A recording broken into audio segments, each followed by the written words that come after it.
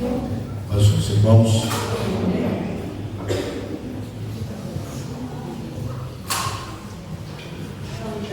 realmente, irmãos, glória a Deus.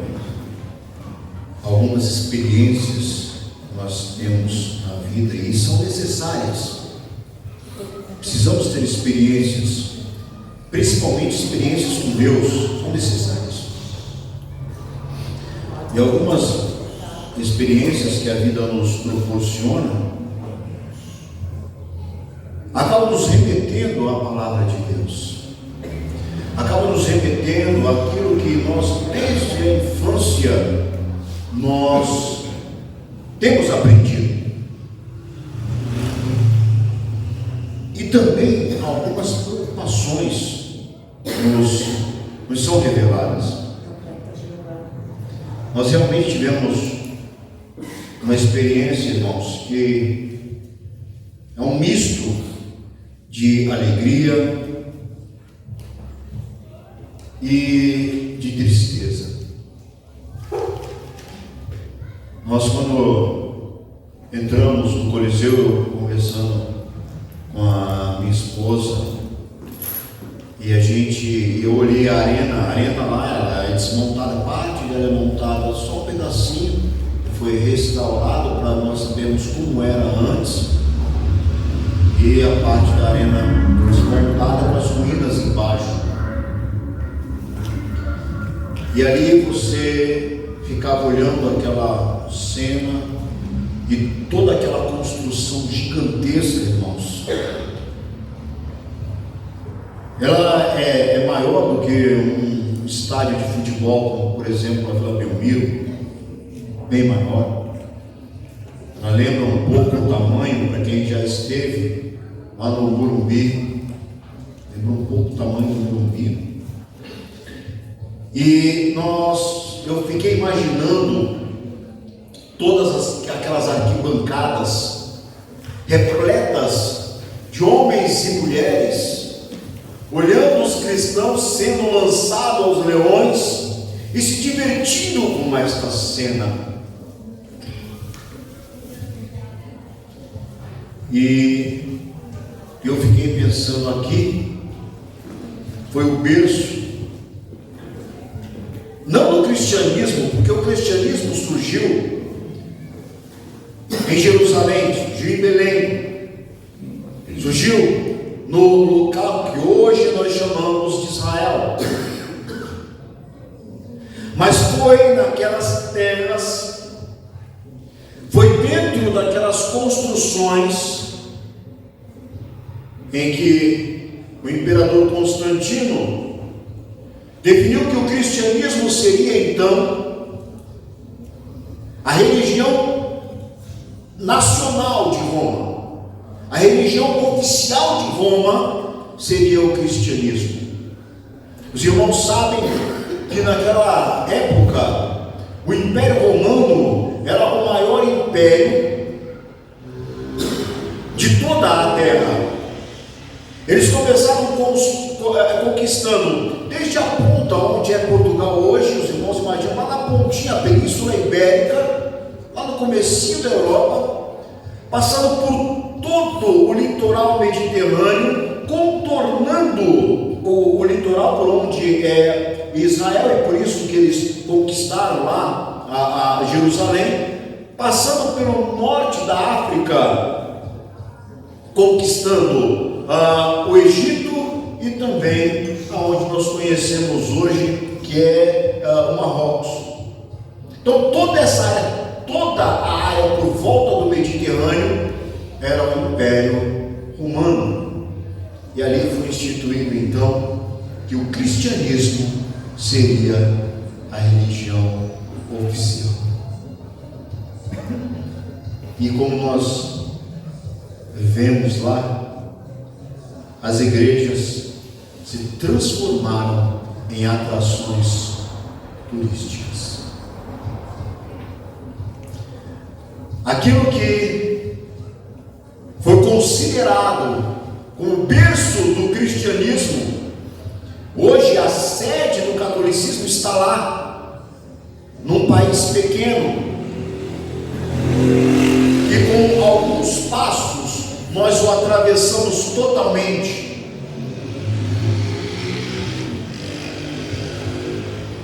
ali surgia o cristianismo. E hoje, irmãos, nós fomos visitar uma igreja, né? Nós viajamos, mas não deixamos de ir à igreja. Então, no domingo nós fomos à igreja. E o primeiro domingo era a Santa Ceia, e no segundo domingo foi um culto dedicado às missões. E é o que minha esposa acabou de dizer: você andando pela rua, você não reconhece que é uma igreja. É um salão fechado, totalmente fechado.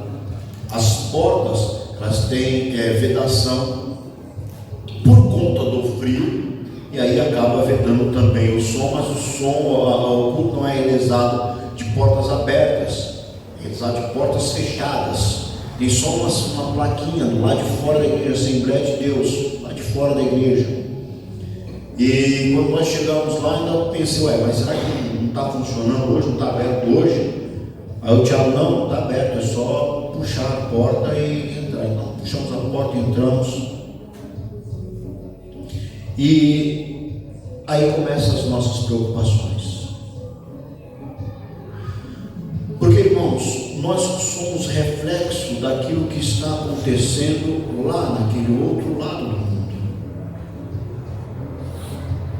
Aquilo que está acontecendo do outro lado do mundo vai chegar até aqui. Nós somos reflexos disso.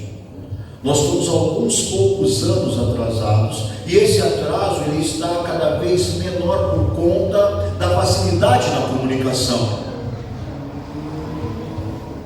Houve uma época em que se mandava uma carta de Portugal para o Brasil, ela demorava alguns meses para chegar. Quando Caminha escreveu a carta para o rei de Portugal, dizendo que havia encontrado aqui no Brasil, a carta chegou 3 meses depois em Portugal. Hoje não funciona assim. À tarde nós entramos nos nossos celulares e conversamos, eu e minha esposa aqui em Ribeirão, com um filho que está em Curitiba e outro que está lá na Alemanha. O que estava acontecendo aqui no Brasil, nós estávamos lá interagindo com o que estava acontecendo aqui no Brasil, nós estávamos lá interagindo. Então a comunicação, ela se torna muito mais eficiente, o que nos reduz ao tempo de chegarmos naquele ponto em que eles já chegaram, onde não encontramos mais corações aquecidos pela palavra de Deus, mas homens e mulheres que estão frios à aceitação da palavra de Deus. E a gente fica preocupado, por quê? Porque vai chegar.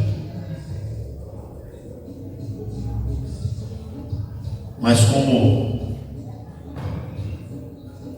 diz no filme aí, não no nosso turno. Não no nosso turno. Nós vamos pregar a palavra do Senhor. Nós vamos divulgar a palavra do Senhor. Nós vamos lutar contra as potestades, porque do nosso lado há alguém que é vencedor, e nós acreditamos nisso. No nosso turno, nós vamos proclamar o nome do Senhor em todos os cantos que nos for possível, e naqueles que não nos for possível, daremos um jeito, mas estaremos pregando a palavra de Deus. Glória a Deus. E na Santa Ceia, o pastor, ele deu uma passagem que é o que eu vou ler aos irmãos. E eu, quando saí de lá, eu disse, poxa, deve ser muito difícil você pregar nessa situação, porque ele falava em português, e depois ele não podia fazer uma sequência, como eu estou fazendo aqui, uma sequência de raciocínio, para chegar até a informação que eu preciso que os irmãos entendam. Então ele falava um certo trecho, e tinha que parar para que a pessoa falasse o trecho em alemão. Deve ser muito difícil. E ali, irmãos, eu estava em espírito, orando muito por aquele pastor, porque eu fiquei imaginando a dificuldade que aquele homem deve estar passando. Irmãos, é como foi falado, nós temos aqui uma igreja em cada esquina, e mesmo assim nós enfrentamos dificuldades.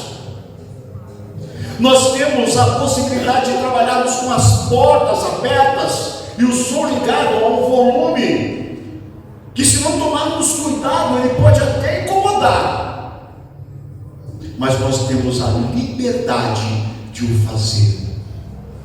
E mesmo assim há uma grande dificuldade em alcançarmos vidas.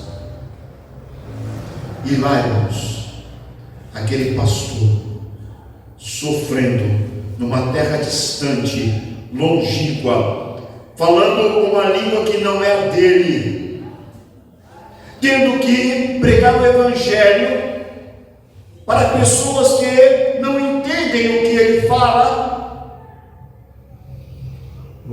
Nos foi lido agora na introdução, na abertura do culto, o dia de Pentecostes, e a gente fica pensando, podia ter sido assim lá, ele falando em português, mas quem chegou lá, o alemão chegou lá ouvindo em alemão, o americano que chegou lá ouvindo em inglês, o árabe que chegou lá ouvindo em árabe. Cada um que chegasse lá, ele falando em português, mas cada um ouvindo segundo a sua própria língua. Mas isso não irá se repetir, porque este momento foi marcante para dizer que o Espírito Santo de Deus começou a trabalhar entre os homens. Glória a Deus. E esse Espírito Santo estava lá e eu podia sentir. Glória a Deus. E esse Espírito Santo está aqui, eu posso sentir. Amém. E em todo momento das nossas vidas, o Espírito Santo nos é companheiro a todo tempo. Glória a Deus. E nós entendemos o porquê. Nós entendemos o porquê. Glória. Jesus Cristo, em sua limitação de corpo humano, é que ele precisou se tornar para que fosse um sacrifício vicário. Ele não poderia estar aqui com os irmãos no domingo louvando ao Senhor e conosco lá no domingo louvando ao Senhor ao mesmo tempo, mas o Espírito sim, e era o mesmo. Glória a Deus. Aleluia. Glória. Eu não vou me alongar, irmãos. Glória a Deus. Vou ser muito breve, Glória. porque quando ele começou a pregar sobre essa passagem, irmãos, eu vou ler um trecho, não vou ler toda para que nós tenhamos um pouco de tempo, mas são 3 parábolas.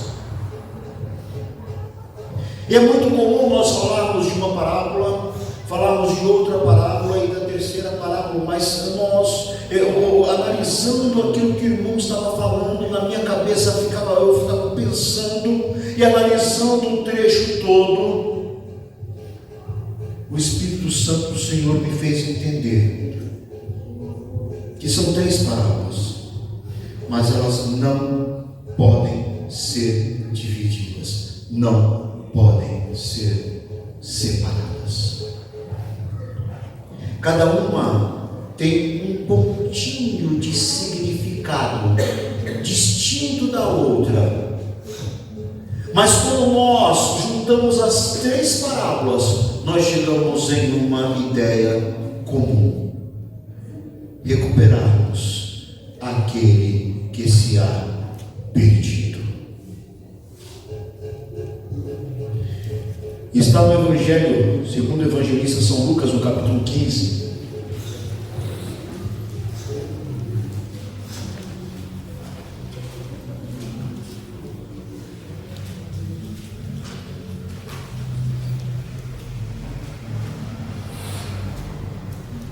E aí a gente já vai entender por que nós não podemos separá-las. No segundo versículo, nós já vamos entender por que nós não podemos separá-las. A palavra de Deus diz: ora, chegavam-se a ele todos os publicanos e pecadores para o ouvir. Os irmãos sabem que os publicanos, quem eram os publicanos? Eram os próprios judeus que serviam ao Império Romano cobrando impostos. Então, os judeus, eles os consideravam como sendo pecadores, porque eles sobrecarregavam a carga do seu inimigo sobre os ombros daquele que era o seu próprio povo. E a Bíblia diz: os publicanos e pecadores para o ouvir.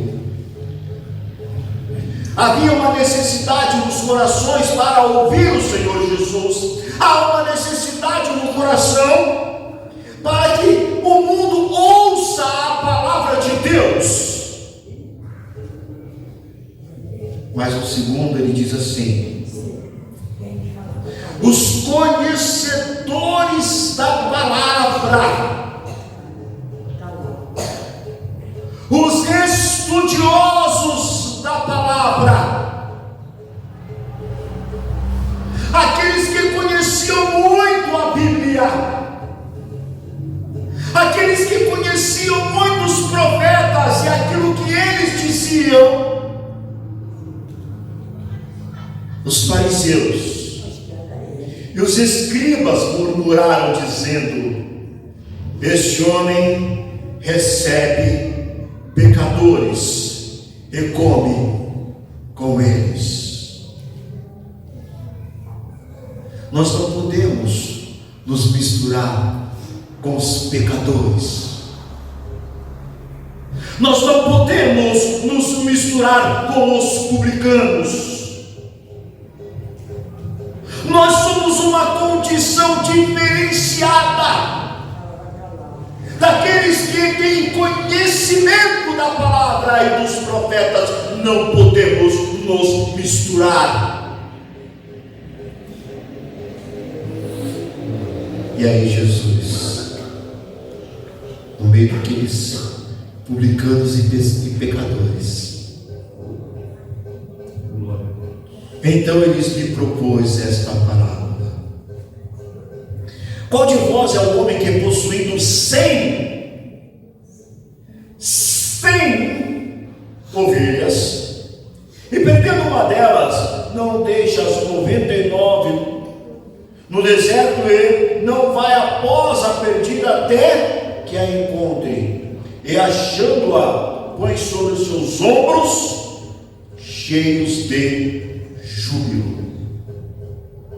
E chegando em casa, reúne os amigos e vizinhos, eles diz: alegrai-vos comigo, porque achei a minha ovelha que se havia perdido. Vamos lá para o 8. Ou qual mulher que, tendo 10 dracmas, 10, e perdendo uma dracma, não acende a candeia e não varre a casa, buscando com diligência até encontrá-la? E achando-a, reúne as amigas e vizinhos, dizendo: alegrai-vos comigo, porque achei a dracma que eu havia perdido. Vamos dar um pulinho. E um certo homem tinha 2. Começamos com 100, passamos para 10, agora estamos em 2. E o mais moço deles diz: pai, dá-me a parte dos meus bens que me toca. Repartiu depois os seus haveres. Pouco dia depois o filho mais moço, ajuntando tudo que partiu para o país distante, e ali desperdiçou todos os seus bens, vivendo dissolutamente. Não pulinho. 15.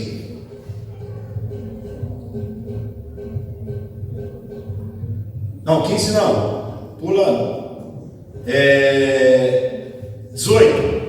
Levantar-me-ei, irei ter com meu pai, direi: Pai, pequei contra o céu e contra ti. Já não sou digno de ser chamado seu filho. Trata-me como um dos seus empregados. Levantou-se, pois, e foi para o seu pai. Estando ainda longe, o seu pai ouviu, encheu-se de compaixão e, correndo, lançou-se ao pescoço e beijou. Acabou por aí? Não. O que o pai fez?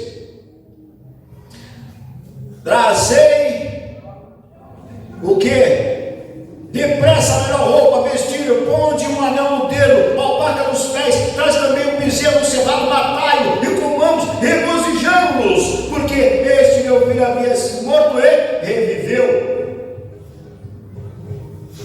Pula um pouquinho. Chegou o filho mais velho, e ele respondeu e falou com o pai. Ele, porém, respondeu ao pai: Eis que há tantos anos te sirvo, e nunca transgredi um mandamento teu, contudo nunca me deste um cabrito para me regozijar com os meus amigos. Vindo, porém, este filho, que desperdiçou seus bens com as meretrizes, matares o bezerro cevado. Replicou-lhe, pois, o pai: Filho, tu sempre estás comigo, e tudo que é meu é teu. Era justo, porém, regozijado e alegrado, porque o teu irmão estava morto e reviveu, tinha se perdido e foi achado. Nós começamos com 100. Glória a Deus. Começamos com 100. E nessa situação, 10% dos 100 se perdeu. 10% daqueles que estavam com o pastor foi desviar-se. 1% daquilo do que estava com o pastor desviou-se. 1%. Haviam 100 ovelhas, 1% desviou-se. Mas a coisa não parou por aí. A dificuldade do evangelho foi crescendo, a dificuldade da pregação foi crescendo, a iniquidade do mundo foi crescendo, o amor do homem pelo presente século foi crescendo, e agora houve uma perda maior. Eram 10 dracmas. Lá no museu, tem dentro do Coliseu, tinha lá umas dracmas. Tinha uma dracma, irmão. Realmente perder um negócio daquele não é fácil achar, não. É um negocinho feito de prata. Mas imagina uma folhinha de papel alumínio. Imagina um papel alumínio cortado mais ou menos do tamanho da unha do mindinho. Ele era fininho e mais ou menos desse tamanho. Aquilo ali caiu no chão. Não é fácil achar, não. Aí você entende por que a Bíblia diz que ela teve que acender a candeia e varrer a casa para achar um negocinho fininho daquele pequenininho. Mas aquilo era o valor de um dia de trabalho. Quando o trabalhador terminava o seu dia, a sua jornada de trabalho, o seu empregador pegava aquilo e entregava nas suas mãos. Olha, está aqui o seu dia de trabalho.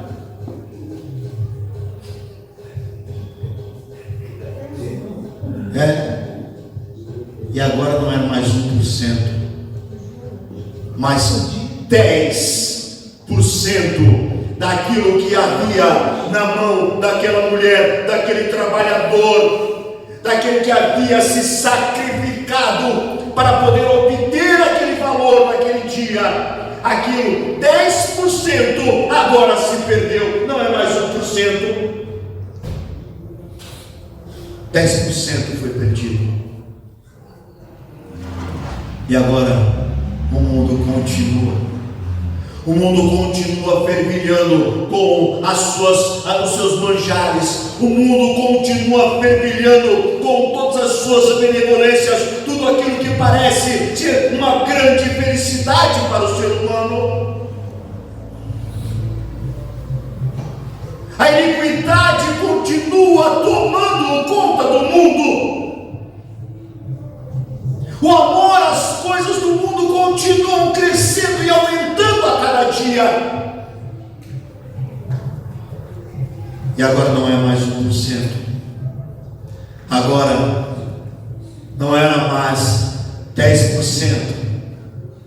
Mas agora 50% daquilo que estava na mão daquele pai. 50% se perdeu. Os irmãos entendem porque nós não podemos separar essas três parábolas. Há uma dificuldade crescente no mundo para que se pregue o Evangelho, para aquele que esteja na mão do Pai se perca. Há uma crescente no sentido de se perder aquilo que foi conseguido com muito sacrifício. Glória. 50% agora havia sido perdido. E sabe o que é o pior? Os outros 50% que ficaram não conheciam perfeitamente o amor do Pai. 50% havia deixado o Pai e ido para o mundo, e aqueles que ficaram, ainda que tenham ficado, não conheciam o poder e o amor que o Pai tinha por ele. Porque ele diz: olha, estou aqui me sacrificando, cumprindo todos os mandamentos, eu venho à igreja todos os domingos, eu oro ao Senhor, eu louvo, eu toco o meu instrumento, eu prego a palavra do Senhor, eu entrego os folhetos, eu prego o Evangelho, mas eu não tenho tido recompensa da tua parte, ó Pai,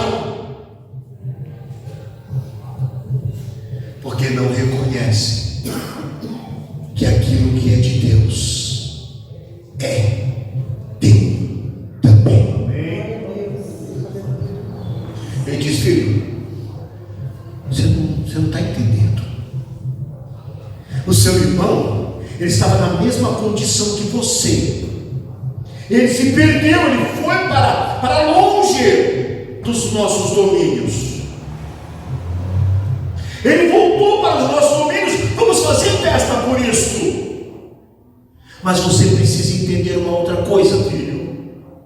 Você está aqui comigo. Tudo que é meu é teu. Faça uso daquilo que Deus tem colocado na sua vida. Glória a Deus, aleluia. Nós precisamos aprender a fazer uso do que Deus tem nos dado. Nós precisamos ir atrás da ovelha perdida, da dracma perdida, do irmão perdido. Mas precisamos também conhecer o poder de Deus e saber que Ele está em nossas mãos para que nós o usemos. Preguemos o Evangelho a toda criatura.